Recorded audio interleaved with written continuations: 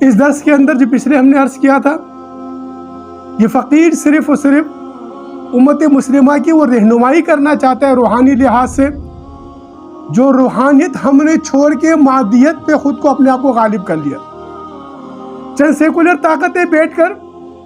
دانشور بیٹھ کر باضابطہ طور پر پروپیگنڈا کر رہے، واویلا کر رہے، ایک طوفان بدتمیزی مچا رکھا ہوا ہے، امت مسلمہ کے نوجوانوں کو ورغلایا جا رہا ہے۔ ان نوجوانوں کی رہنمائی کرنا، ان کی روحانیت کی طرف ان کے ذہنوں کو گھمانا، ان کے قلوب کو اللہ اور اس کے رسول کے نور سے منور کرنا، گر سکھاتے ہیں بادشاہی کا۔ فقیر صرف اور صرف ان فرقہ پرستیوں سے نکل کر، ان سیاسی لسانی، ان جو تنظیمی فرقہ پرستیاں ہیں جس معاشرے کے اندر ایک ٹکراؤ پیدا کر کے رکھے ہوئے، اس سے نکل کر روحانیت کی طرف آنا چاہتے ہیں۔ کیونکہ اس سے پہلے میں نے عرض کیا تھا، ہم اس مضمون کی طرف آئیں گے جو اہدنا الصراط المستقیم ہے، ہم اس سیدھے راستے کی طرف امت کو لائیں گے جو اللہ رب العالمین سے ہماری نماز میں مانگتے ہیں۔ عقیدہ ختم نبوت صلی اللہ علیہ وسلم میں یہی سیدھا راستہ ہے،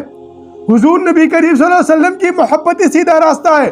حضور نبی کریم صلی اللہ علیہ وسلم کے ذات مبارک پر اپنی تن من دھن کو قربان کر دینا ہی سیدھا راستہ ہے۔